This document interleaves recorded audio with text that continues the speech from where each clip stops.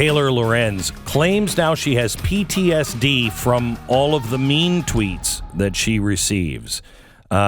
She burst out into tears a couple of weeks ago, and she said, I've had to remove every single social tie. I have severe PTSD from this. I contemplated suicide. It got that bad. And then she started crying.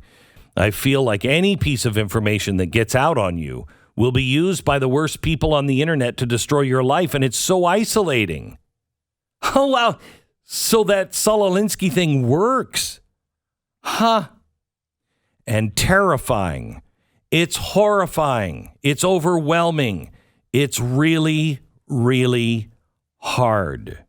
Wow, I feel real compassion for her. Yeah, do you? Yeah, really do. That sounds terrible. Yeah. And in a literal genocide of self-awareness, just 2 weeks after this comment, she then, with her new gig at the Washington Post, used those resources to out and dox the person who runs the Libs of TikTok account. If you don't know what this account is, basically it's just a Twitter account that finds videos of liberals on TikTok typically doing very insane things. Most of them are just funny. So you know, this isn't taking things out of context. This isn't going and finding things that people are doing.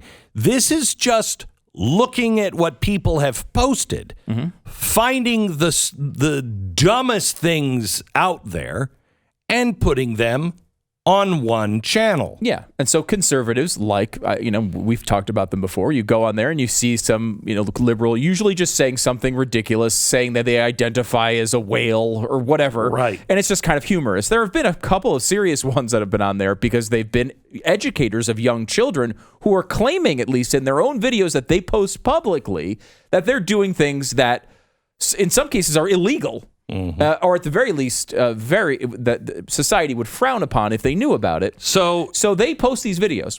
Taylor Lorenz, who's the journalist who is, flamed out of a few different jobs, but is now at the Washington Post. Well, she'll flame out of that one. She'll attack them on the way out, like she seems to do every time she leaves.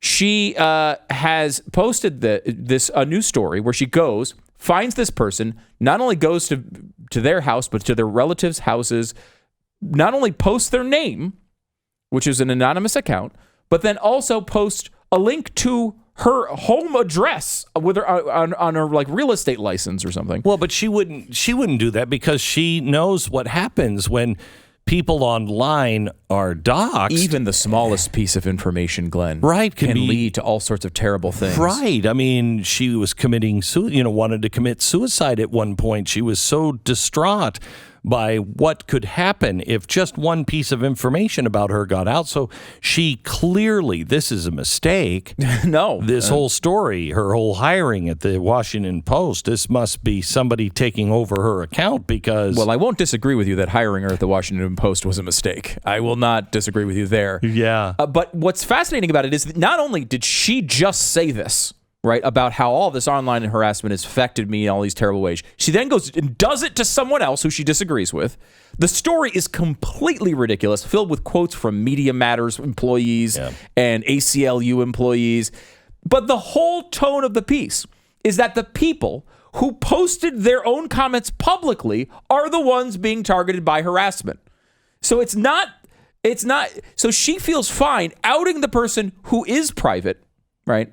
But not fine with the people who post their own material publicly being seen when they already posted it publicly. They already made the choice. It would be as if all television shows were free and NBC decided to post your television show Friday night at 8 o'clock and you would then suddenly be outraged. Yeah. How dare you? What is the point of posting anything on social media? Well, here it is, attention. That's what it is. You want attention. Why would you post this? You see the things that they post, right, Glenn? It's like, I'm going to own these conservatives. I'll tell you the truth. And it's like, I told my, kindergarten students that I was 9 genders at the same time. And these things are out there because they want attention. When other people see it and it turns into attention they don't like, they obviously get upset, and we're supposed to feel terrible for them. But the idea that posting something publicly should be the focus of an account is very standard material when it comes to social media. It's actually the point, to amplify the message that you said you wanted out there. Well, no, that would be like a retweet or something like that. And those buttons don't exist. I've never seen anybody be less self-aware than this person. She's suffering from PTSD. That may be what's causing it. Seriously, that is. I mean, if she really had PTSD, maybe that's what's causing this, because this person is a psycho. How do you not know? She's clearly psychotic. There's been some sort of psychotic break that you say this is the worst thing. Being harassed online is the worst thing. So let me dox people I don't like. Absolutely incredible. Yeah. The lack of self-awareness here. And, the Washington Post, it's not just her, by the way. Her editors let this through. It's an absolute disgrace. Look, the Libs of TikTok person, at one point, according to the article, was public and also has gone on and done anonymous interviews with places like Fox News and other outlets. Like, I don't think, obviously at some level, she wanted to have attention to this material, right? There's no reason you couldn't cover this story without giving her name and her home address. Well, this is what the Washington Post did up with anybody who gave money to the Canadian truckers.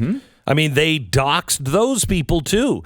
The Washington Post, owned by Amazon, Jeff Bezos. Yeah, they don't have a problem. This is becoming as bad as the New York Times. The New York Times is crazy, but the Washington Post is becoming the hitman. Really is.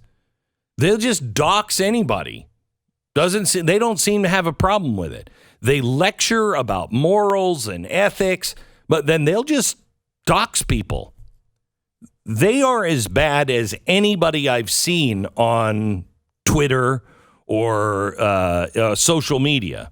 They're doing it with the established press. They're doing it with the credibility of the Washington Post. If you enjoyed this video, hit like and subscribe to our channel so you'll be sure to see similar videos from BlazeTV with the added bonus of signaling YouTube that your voice and opinion still matters. And if you're looking for more great conservative content, check out one of the 2 videos suggested here.